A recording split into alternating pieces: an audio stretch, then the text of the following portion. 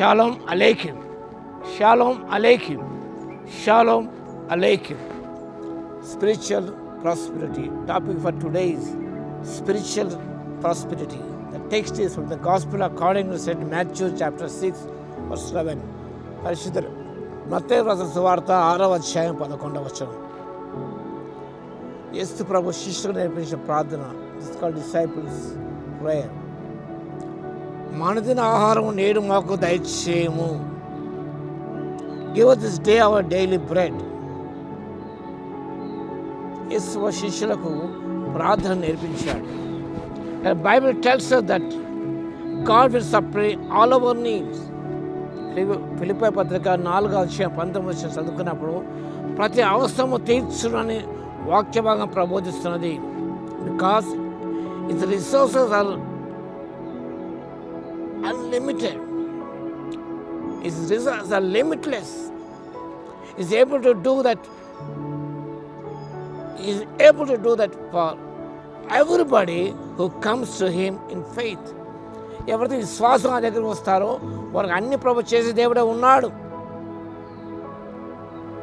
అది చాలామంది అనుకుంటారు,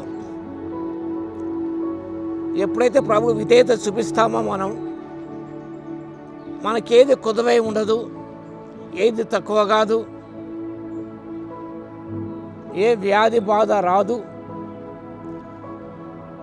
అనే ఒక బోధ అనేది కనిపిస్తున్నది. False doctrine, health, wealth and prosperity అనే డాక్ట్రిన్ అనేది చాలా విజృంభిస్తున్నది. ఇది సత్యదూరమైన విషయం, బైబిల్ సత్యదూరమైన విషయం. That is the preaching of the some preachers today. Health, wealth and prosperity. వాక్య భాగం గమనించినప్పుడు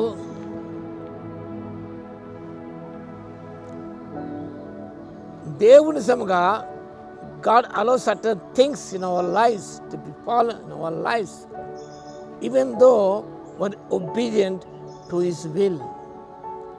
ఆ చిత్తాన్ని లోబడినప్పుడు కూడా మనం నిజంగా కొన్ని ఉపద్రవాలను ఎదుర్కోవలసి వస్తుంది.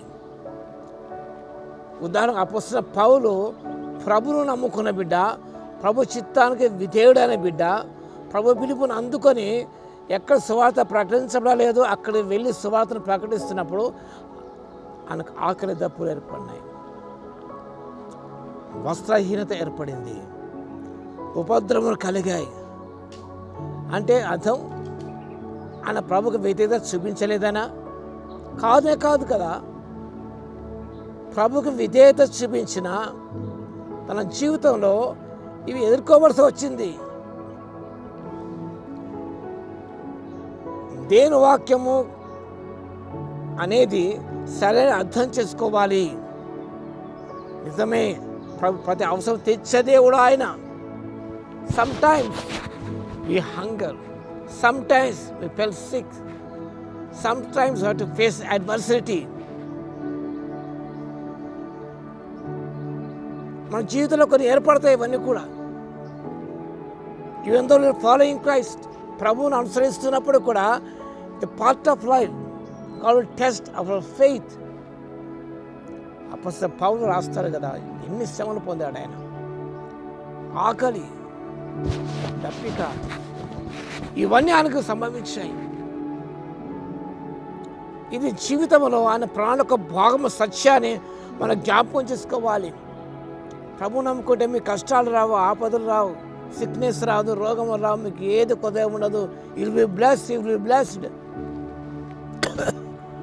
అని ఈనాడు దుర్బోధన బయలుదేరింది.